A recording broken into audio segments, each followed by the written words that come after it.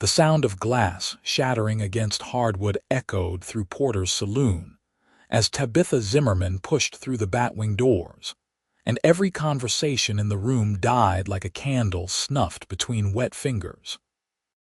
It was September 1882 in Las Animas, Colorado, and the 22-year-old woman had grown accustomed to the silence that followed her wherever she went, the way decent folk gathered their skirts and children away from her, as though propriety itself might be contagious in reverse. She needed supplies from the general store next door, but the saloon offered the straightest path through the afternoon crowd gathering for some traveling preacher's revival sermon in the square. "Well, I'll be damned," a voice muttered from the corner, loud enough to carry. "Got no shame at all, does she? Walking through a saloon like she owns the place." Tabitha kept her eyes forward, her worn boots clicking against the floorboards with determined rhythm. Her father had taught her to keep her chin up, to meet the world with steady eyes even when it wanted to grind you into dust. Thomas Zimmerman had been a good man, one of the best, and it rankled her soul that this town refused to see it. All they saw was a woman raised without a mother's guiding hand, without the softening influence of feminine grace, and they judged her wanting for it. "Probably don't even know how to cook a proper meal," another voice added. "Poor man who gets saddled with that one."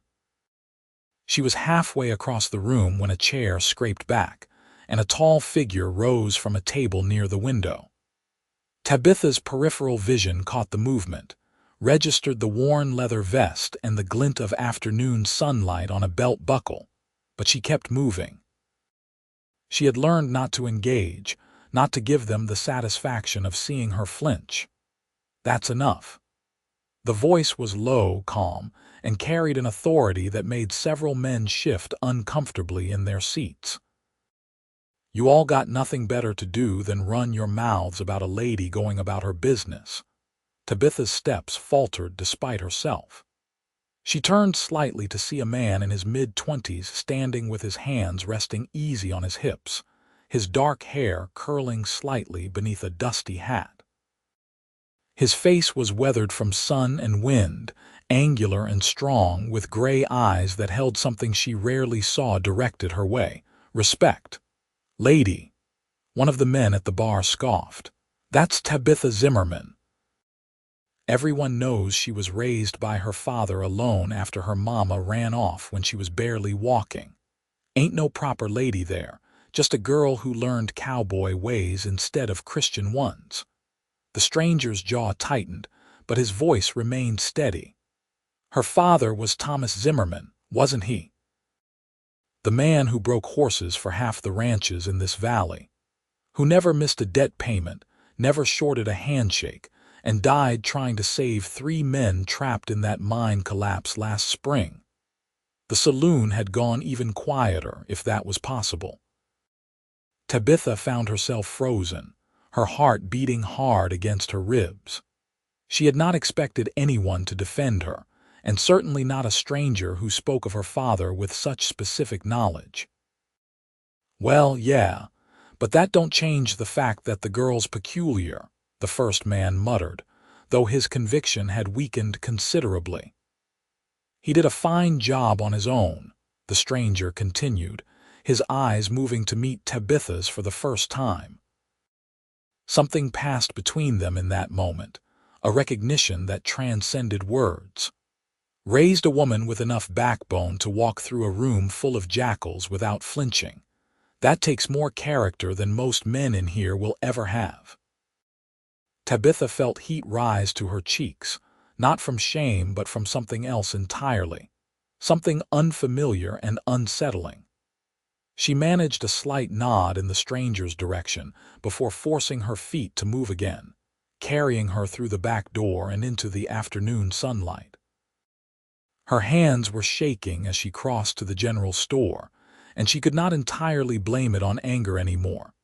Inside Miller's General Store, she gathered her supplies with mechanical efficiency: salt and coffee and flour, the basics that kept a small homestead running.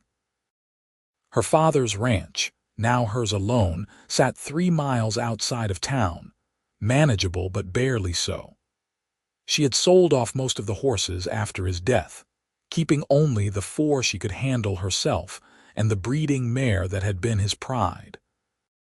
The money from those sales would last another year if she was careful, but after that, she would need to figure something out. "That will be $4.30, Mr. Miller said, not quite meeting her eyes as he tallied her purchases.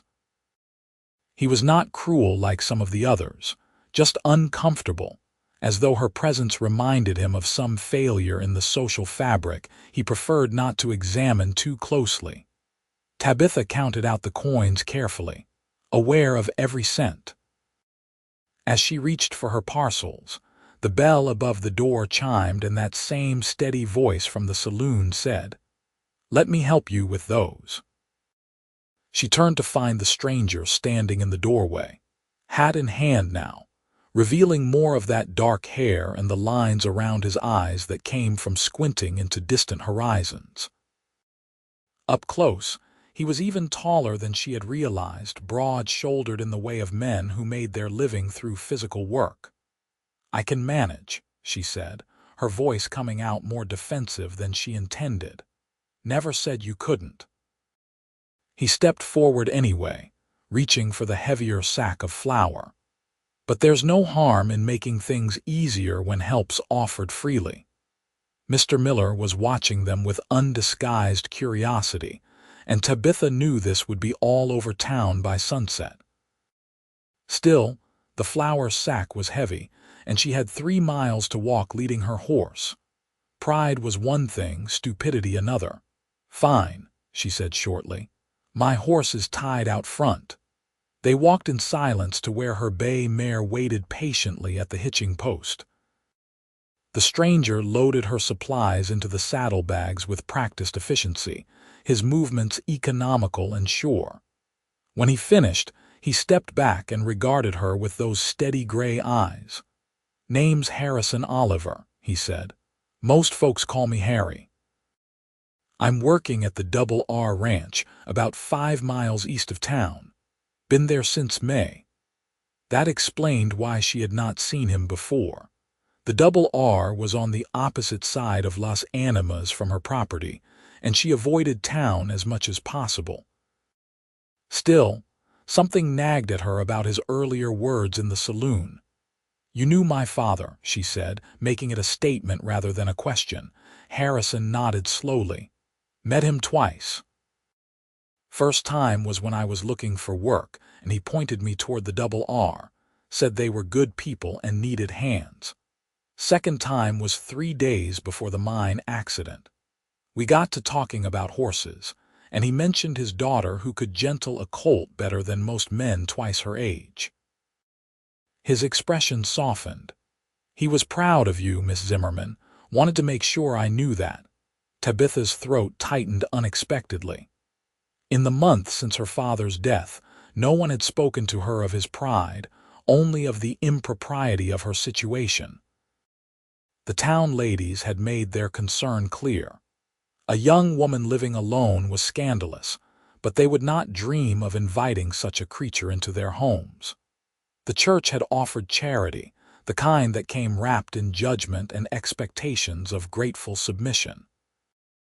She had refused it all, choosing solitary struggle over conditional acceptance. "Thank you for saying so," she managed. "And for what you said in the saloon, you didn't have to do that." "Yeah, I did." Harrison settled his hat back on his head. "A man speaks truth when he sees it being trampled. Your father helped me when he had no call to, and from what I've seen today, you're cut from the same cloth." He paused, seeming to wrestle with something before continuing.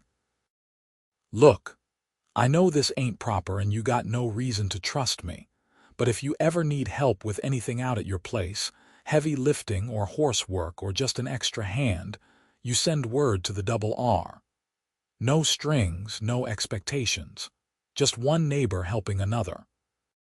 Tabitha studied him, looking for the catch, the angle, the inevitable condition that would make his offer less generous than it appeared.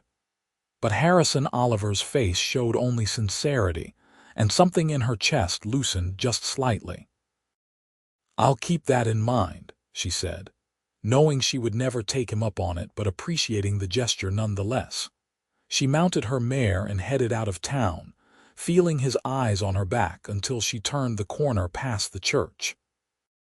The ride home gave her too much time to think, to replay that moment in the saloon when a stranger had stood up and declared her father had done fine work in raising her. Those words meant more than Harrison could possibly know, and she turned them over in her mind like smooth river stones, examining them from every angle. The Zimmerman ranch was modest, a small cabin her father had built with his own hands, a barn that housed 4 horses and had room for 8, and 20 acres of grazing land, bordered by cottonwood trees that marked the creek running through the property. It was not much, but it was hers, and she would fight to keep it for as long as her money and strength held out. That night, lying in the narrow bed that had been hers since childhood, Tabitha found herself thinking not of her usual concerns: the fence that needed mending, the mares approaching foaling time, the dwindling supplies, but of gray eyes that held respect instead of pity, and a voice that had spoken truth in a room full of cowards. She told herself it meant nothing, that she would likely never see Harrison Oliver again outside of chance encounters in town. Las Animas was not so large that paths would never cross, but it was big enough for 2 people to live separate lives if they chose. And she had learned long ago that choosing solitude was safer than risking the inevitable disappointment of human connection. But fate, it seemed, had other plans. 3 days later, Tabitha was working on the section of fence along her eastern property line when she heard hoofbeats approaching. Her hand instinctively moved to the rifle she kept nearby whenever she worked alone, a habit her father had drilled into her. The Wild West was settling down somewhat by 1882, but dangers still existed, both animal and human. The rider who came into view, however, was immediately recognizable by his silhouette against the afternoon sun. Harrison Oliver rode easy in the saddle, his posture relaxed as he guided his roan gelding toward her at a respectful pace that gave her plenty of time to see he meant no threat. "Afternoon, Miss Zimmerman," he called out when he was close enough for conversation. "Hope I'm not intruding." Tabitha straightened from her work, wiping sweat from her forehead with the back of her hand. "That depends on why you're here." Harrison dismounted, leaving his reins loose in that way cowboys did when they trusted their horse to stay ground-tied. "Was riding this section checking on double R cattle that sometimes wander this way, and I saw you working. Thought I'd stop and make sure everything was all right." "Everything's fine," she said, aware of how defensive she sounded and unable to quite help it. "I've been managing on my own for months now. Can see that." Harrison's eyes took in the neat repairs she had made, the careful work that spoke of someone who knew their way around a ranch. "You do good work. That's a clean splice on the wire." The compliment caught her off guard, professional recognition that had nothing to do with gender or propriety and everything to do with skill. "My father taught me well," she said, echoing the phrase Harrison had used in the saloon. "That he did." Harrison glanced at the sun, gauging the time. "You got much more fence to cover today. Another quarter mile, maybe. Why? 2 sets of hands make it go faster, and I got an hour before I need to be back." He held up his hands in a gesture of peace when she started to protest. "I know you can do it yourself, Miss Zimmerman. Just offering to help make your day a little shorter, same as I'd do for any neighbor." There was something in his tone, a deliberate equality that made her pause. He was not offering charity or expecting gratitude, just extending the kind of casual cooperation that existed between ranchers who understood the value of good fences and shared property lines. "All right," she said finally. "You can help." They worked in companionable near silence, speaking only when necessary to coordinate their efforts. Harrison proved to be skilled and efficient, the kind of worker who anticipated needs and did not require constant direction. As they progressed along the fence line, Tabitha found herself relaxing incrementally, her usual wariness giving way to something almost like comfort. "You planning to keep ranching this place long-term?" Harrison asked as they finished securing a particularly stubborn post. Tabitha considered the question, heard the genuine curiosity rather than judgment behind it. "Long as I can. Father left it to me and I aim to honor that, though I'll admit it gets harder every month, doing everything alone. Could hire help." "With what money?" The words came out more bitter than she intended. "After I paid for the funeral and settled his remaining debts, there wasn't much left.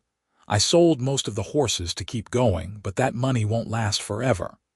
Harrison was quiet for a moment, his hands busy with wire and pliers. "What about the breeding mare your father was so proud of? The one he said could produce champion stock?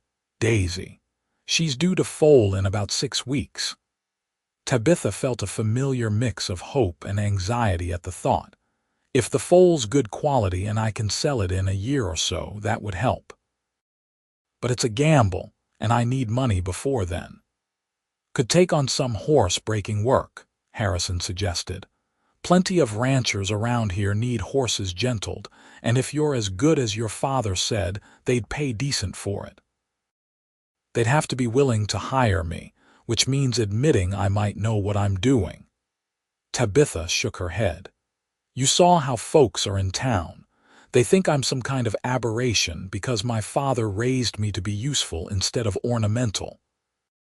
Harrison's jaw tightened in that way she was beginning to recognize meant he was angry on her behalf. "Then they're damn fools, pardon my language. I've heard worse. Hell, I've said worse." She caught his surprised look and felt a spark of defiance. "See, not ladylike at all."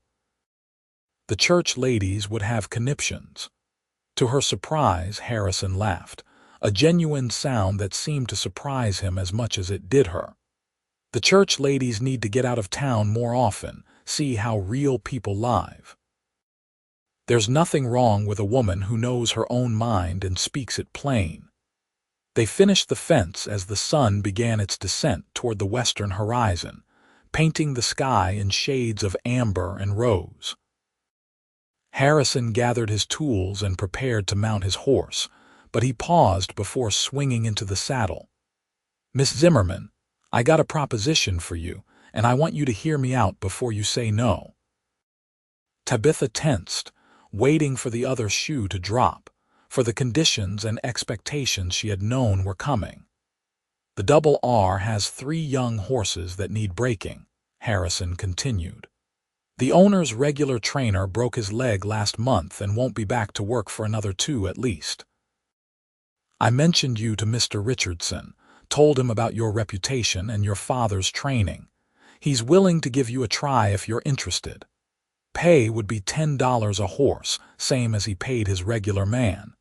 $10 a horse, $30 total.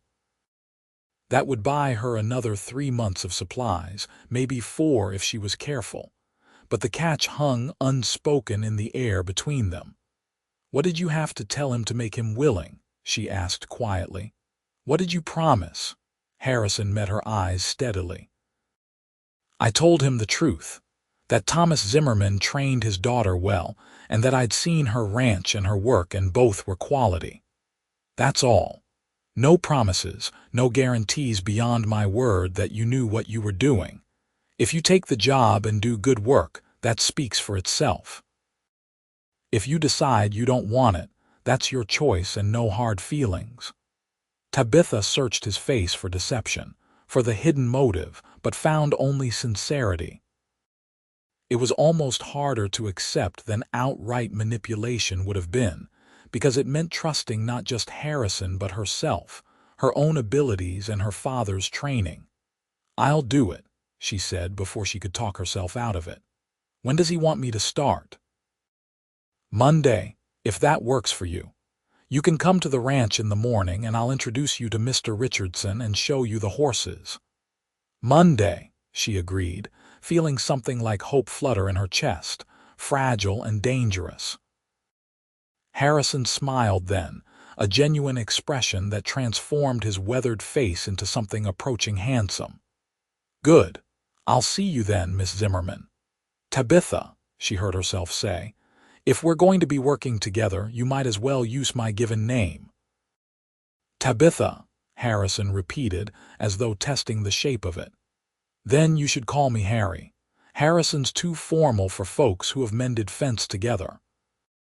He rode off toward the double R, and Tabitha stood watching until he disappeared over the rise, her heart doing complicated things she refused to examine too closely. It was just a job, she told herself. Just an opportunity to earn money and prove her skills. The fact that Harry Oliver had been the one to provide it meant nothing beyond neighborly assistance. She almost convinced herself it was true. That Sunday, Tabitha made her rare appearance at church, knowing she needed to maintain at least minimal ties to the community if she wanted any hope of building a client base. The service was held in the small wooden building on Main Street, and she slipped into the back pew as she always did, hoping to avoid notice.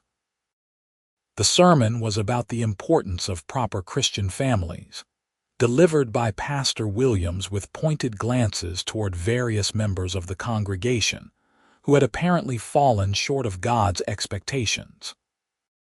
When his gaze landed on Tabitha, she met it without flinching, though her hands clenched in her lap. "A woman without a mother's guidance is like a garden without rain," the pastor intoned.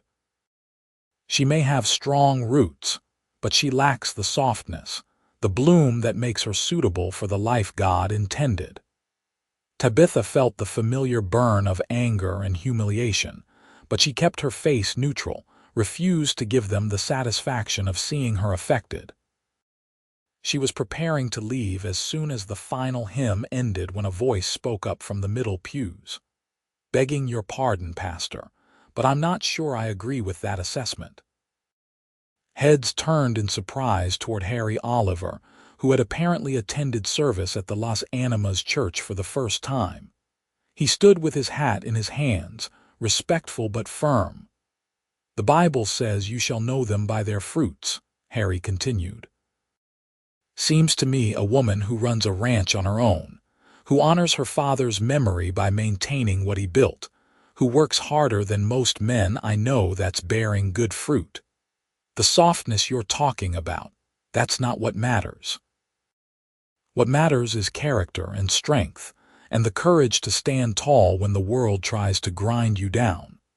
The church had gone absolutely silent. Pastor Williams's face had turned an alarming shade of red, but Harry was not finished. Thomas Zimmerman raised his daughter the best way he knew how, under circumstances he didn't choose. Far as I can see, he did a fine job.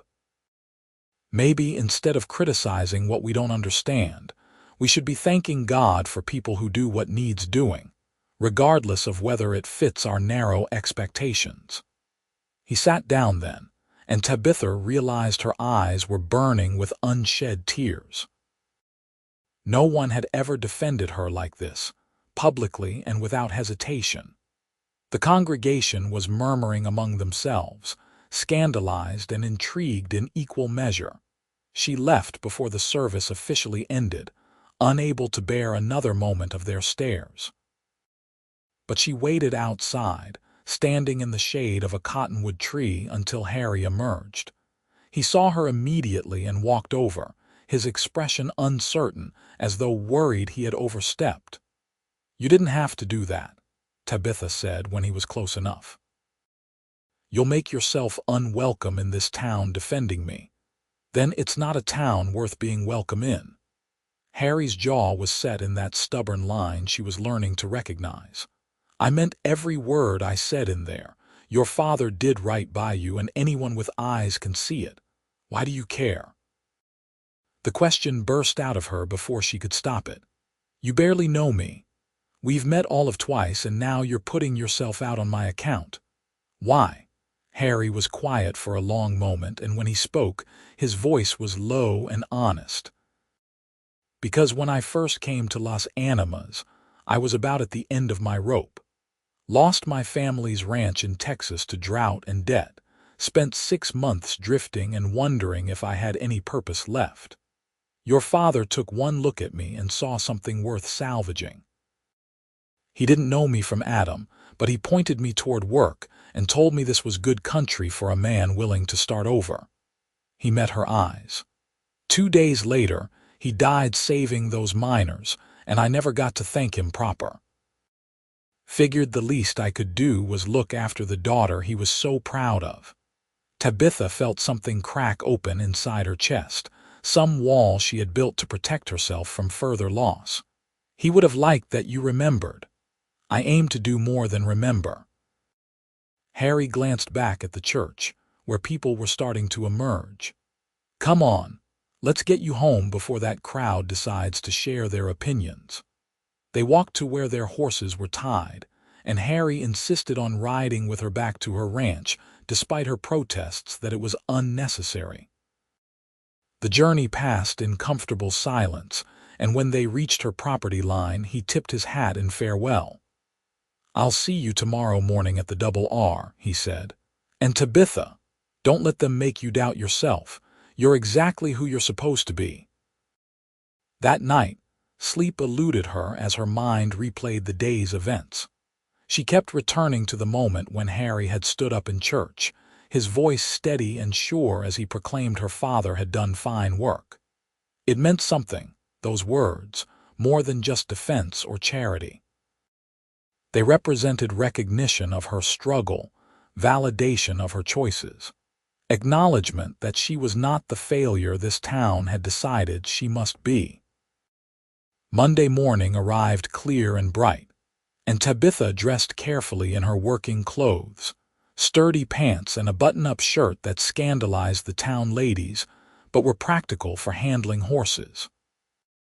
She braided her long brown hair back from her face and set her father's old hat on her head, a talisman of sorts. The Double R Ranch was impressive, sprawling across good grazing land with a substantial main house, multiple barns, and extensive corrals.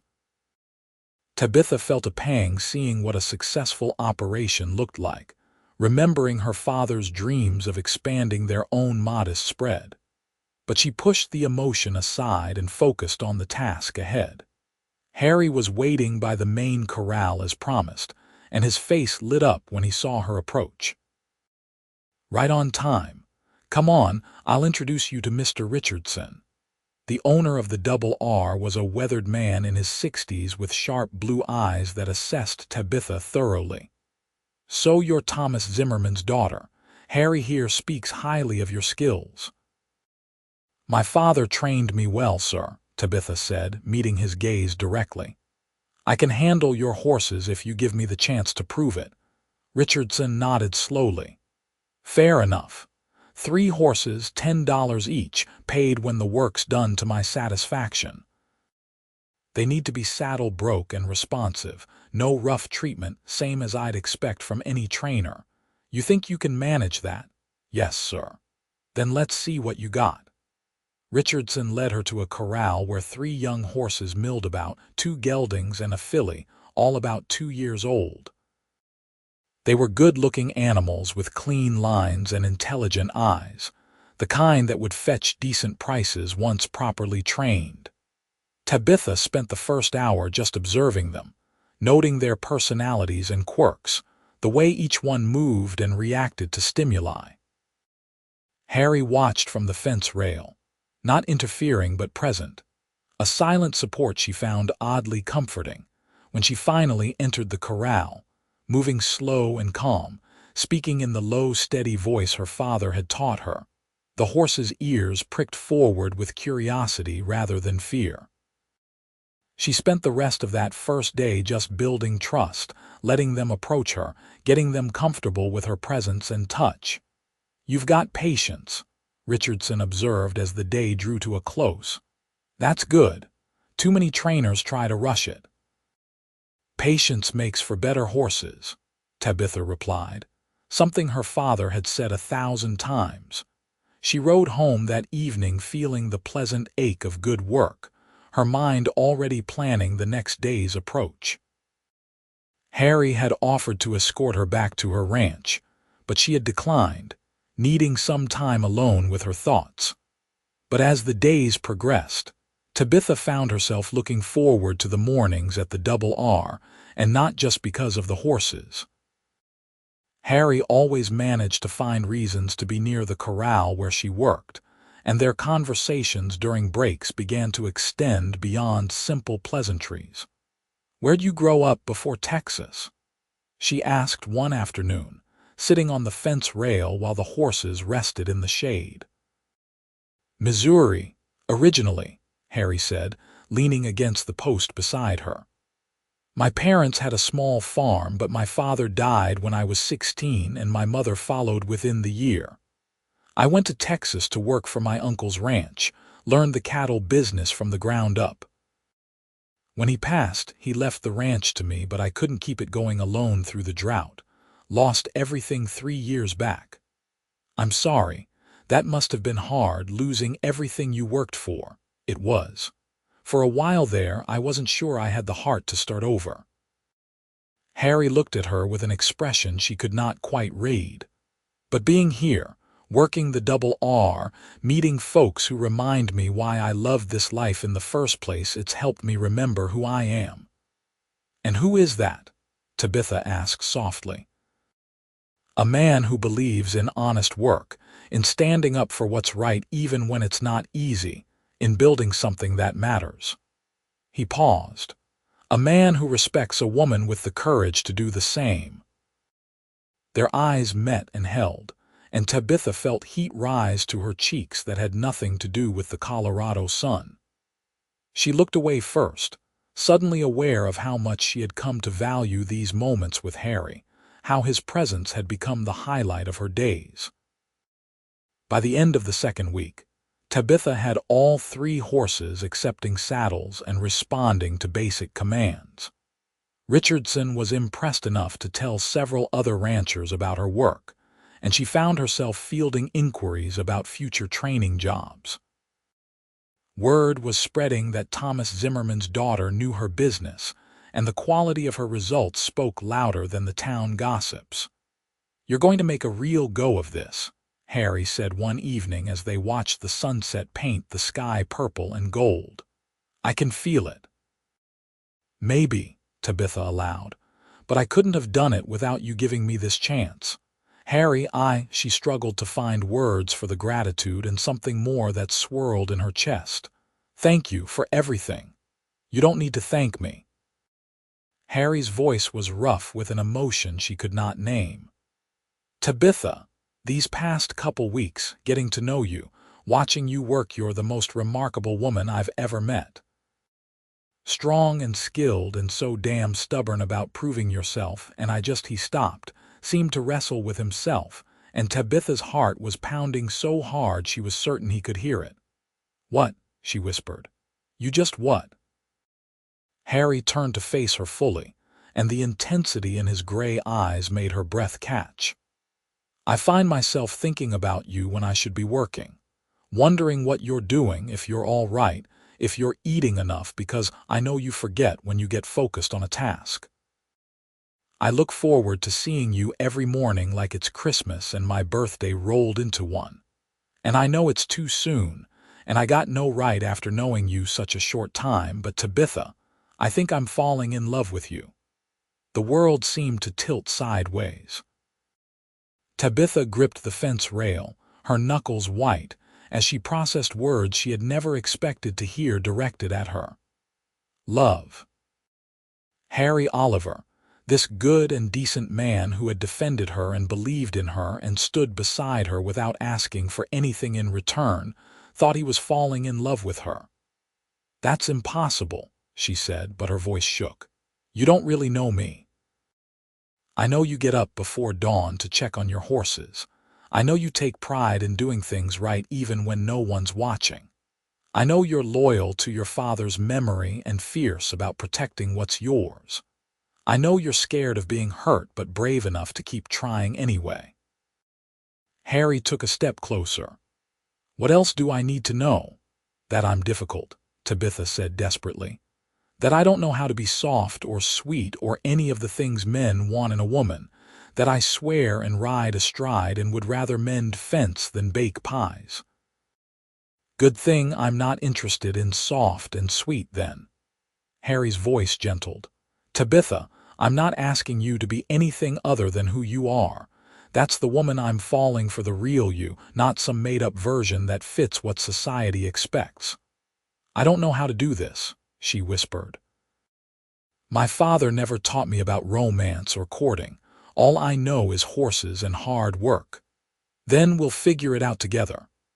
Harry reached out slowly, giving her time to pull away, and when she did not, he took her hand in his. His palm was warm and calloused, the hand of a working man, and it fit around hers like it belonged there. I'm not asking for promises or expectations. Just let me court you proper, take you to dinner in town, maybe go for rides on your days off.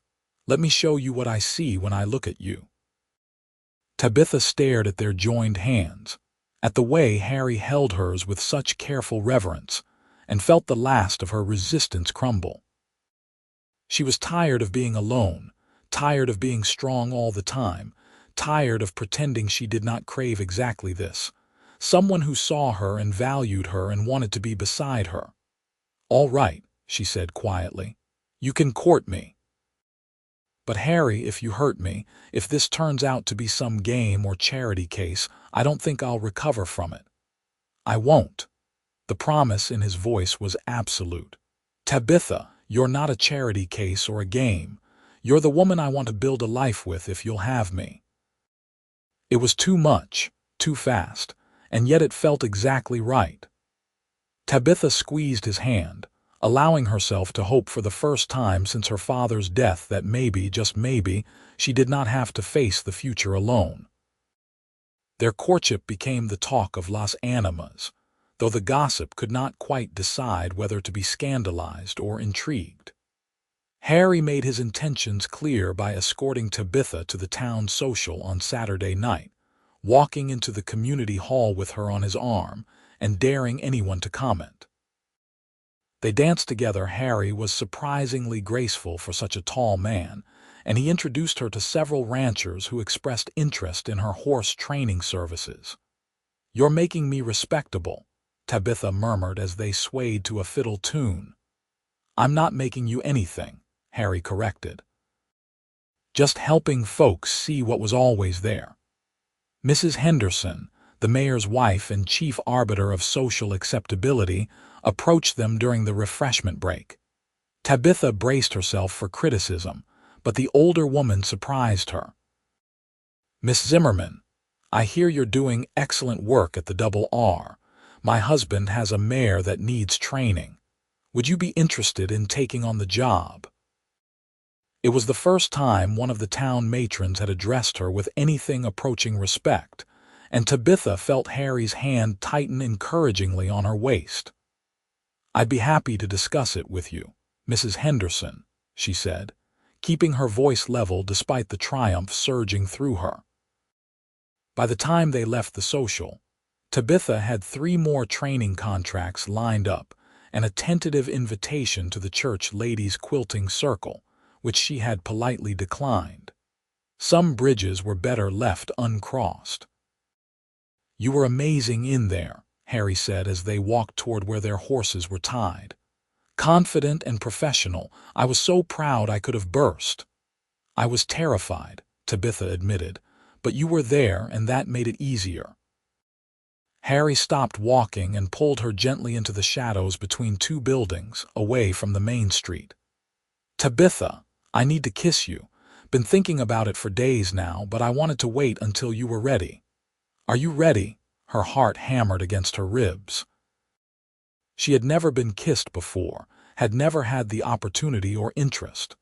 But looking up at Harry's face, seeing the want and tenderness there, she found herself nodding. Yes. He lowered his head slowly, giving her every chance to change her mind, but Tabitha did not want to change her mind. When his lips met hers, soft and warm and perfect, she felt something inside her shift and settle, like the final piece of a puzzle clicking into place. The kiss was gentle at first, almost tentative, but when she leaned into him, Harry's arms came around her and the kiss deepened, becoming something that spoke of hunger and promise and futures yet unwritten. When they finally broke apart, both breathing hard, Harry rested his forehead against hers. "Lord, woman, you're going to be the death of me." "Is that a bad thing?" Tabitha asked, surprised by the teasing note in her own voice. "The best kind of death," Harry said, stealing another quick kiss before forcing himself to step back. "Come on. I should get you home before I forget every gentlemanly intention I've got." The ride back to Tabitha's ranch was different than all the previous times, charged with new awareness and possibility. When they reached her property, Harry dismounted and helped her down from her horse, his hands lingering on her waist. "Can I come by tomorrow?" he asked. "After church, we could go for a ride, maybe have a picnic by the creek. I'd like that." Harry kissed her once more, quick and sweet, before mounting his horse and riding off. Tabitha stood watching him go, touching her lips and wondering how her life had changed so completely in such a short time. 6 weeks ago, she had been alone and judged, facing an uncertain future with nothing but determination to sustain her. Now she had work that was building her reputation, money starting to come in, and a man who looked at her like she hung the moon. The following months passed in a blur of work and courtship and slowly shifting perceptions. Tabitha finished the 3 horses for the Double R to Richardson's complete satisfaction, then moved on to Mrs. Henderson's mare, then a string of young horses for a rancher named Sullivan who had heard about her skills from Richardson. The money was not abundant, but it was steady, and she began to feel like maybe she could actually make this work long-term. Through it all, Harry was a constant presence. He helped her repair her barn roof before winter set in, showed up with supplies when hers ran low, and never made her feel like accepting his assistance made her weak or dependent. Their relationship deepened gradually, built on mutual respect and shared work and stolen moments of tenderness that made Tabitha's heart race. "I love you," she told him one crisp November evening as they sat by her fireplace, Harry having stayed for dinner. The words felt foreign on her tongue but absolutely true. "I don't know when it happened exactly, but I do. I love you, Harry Oliver." His face transformed with joy, and he kissed her deeply before pulling back just enough to speak. "I love you too, Tabitha Zimmerman. Have for months now. And I want to marry you if you'll have me." Marriage. The word carried weight and promise and more than a little fear. "What would that look like?" she asked carefully. "I can't give up my ranch, Harry. It's all I have left of my father." "I wouldn't ask you to." Harry's hands cradled her face gently.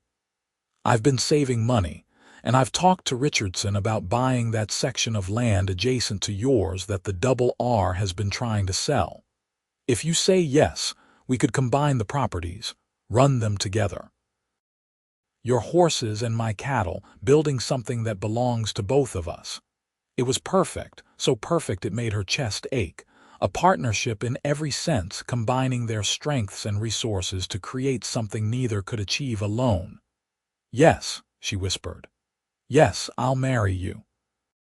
Harry let out a whoop of joy and swept her up in his arms, spinning her around the small cabin until they were both dizzy and laughing.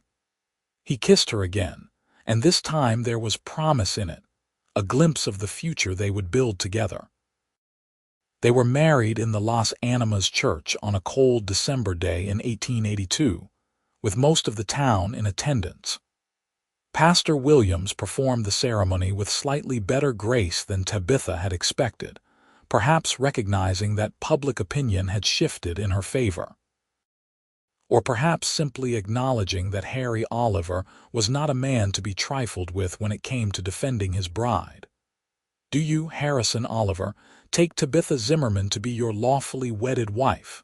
the pastor intoned.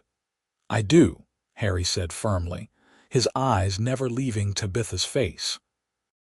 "And do you, Tabitha Zimmerman, take Harrison Oliver to be your lawfully wedded husband?" "I do." Her voice rang clear and sure through the small church, and she saw several women in the congregation dab at their eyes with handkerchiefs. When Harry kissed her at the altar, it was respectful but carried enough passion to make her blush. They walked out of the church hand in hand, and this time when people looked at Tabitha, she saw not judgment but acceptance, perhaps even admiration. The celebration afterward was held at the community hall, and Mr. Richardson gave a toast that brought tears to Tabitha's eyes. "To the bride and groom," he said, raising his glass. "Harry came to us a wanderer looking for purpose, and Tabitha faced this town's judgment with courage that shamed us all. Together, they've shown us that family is what you make it, that strength comes in many forms, and that sometimes the best thing we can do is get out of good people's way and let them prove us wrong. May they have many years of happiness ahead."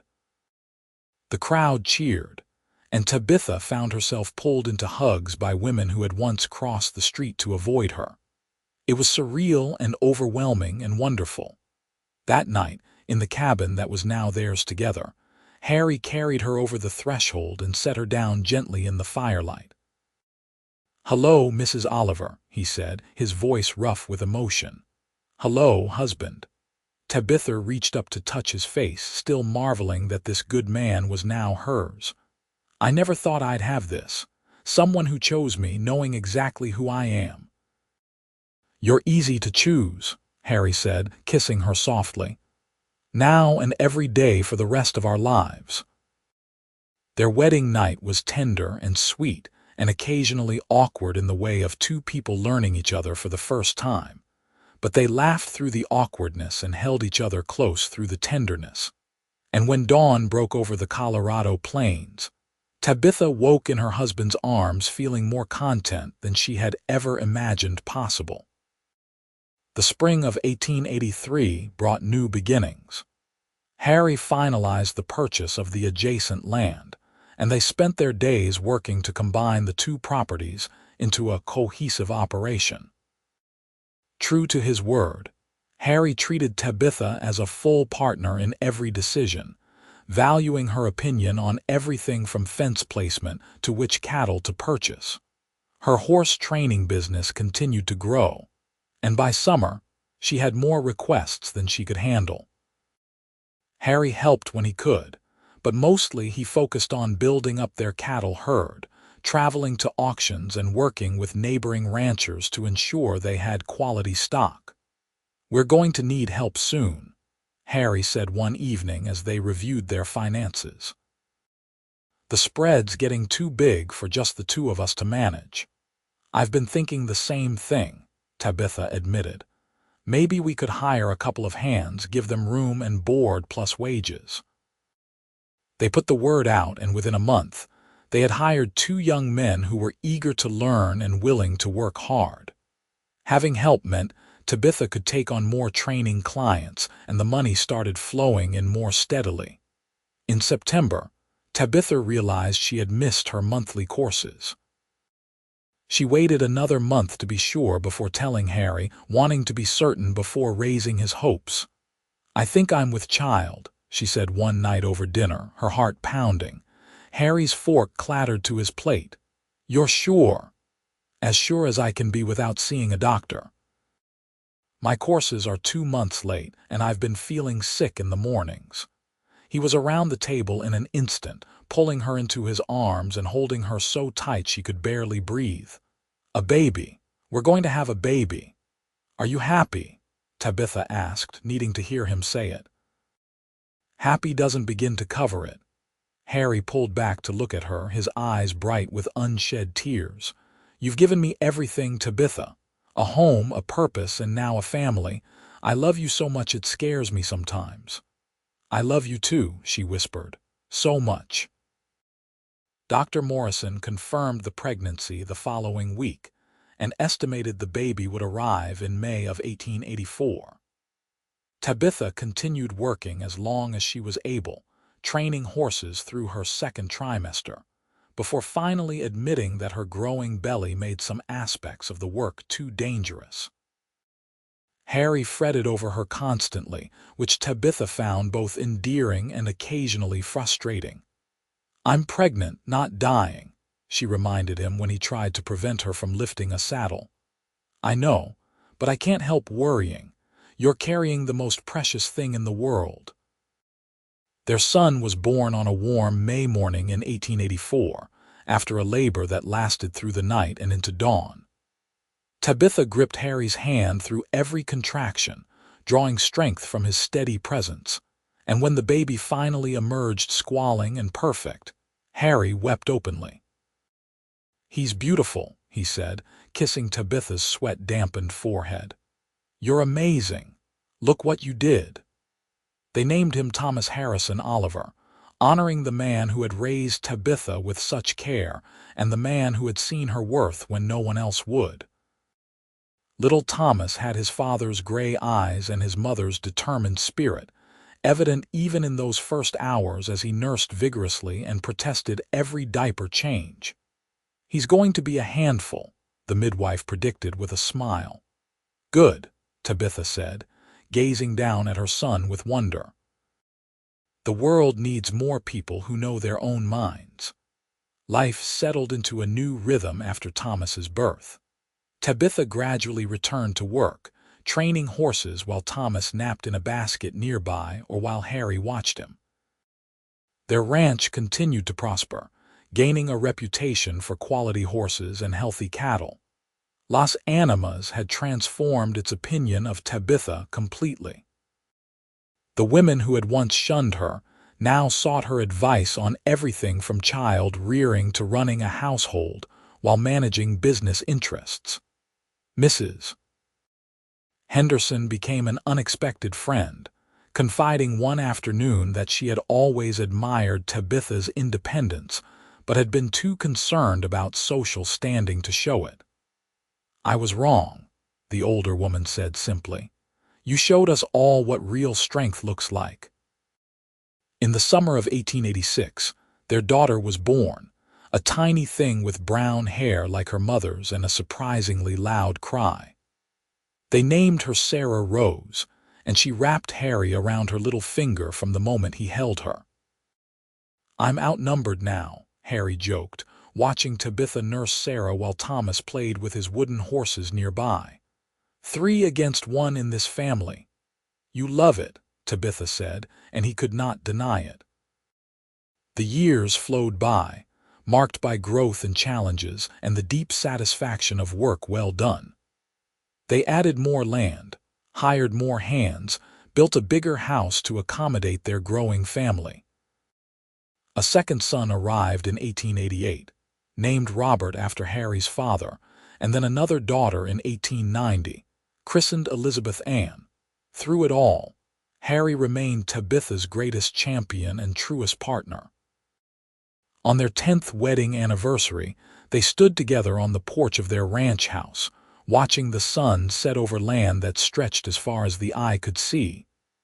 "You ever regret it?" Tabitha asked, leaning against her husband's solid warmth. "Marrying the odd woman everyone gossiped about." Harry turned her to face him, his hands cupping her face with the same tenderness he had shown on their wedding day. "Not for a single second. You're the best decision I ever made, Tabitha Oliver. You and this life we built together." "I love you," she said, the words coming easy now after years of practice. "Thank you for seeing me when no one else would." "I'll always see you," Harry promised, kissing her softly. "The strong, stubborn, absolutely remarkable woman my father-in-law had the wisdom to raise." He did a fine job on his own, and I'm grateful every day that he did." Inside the house, they could hear their children laughing, the sound of family and home and futures being written in real time. Thomas was 15 now, already showing his mother's gift with horses and his father's steady temperament.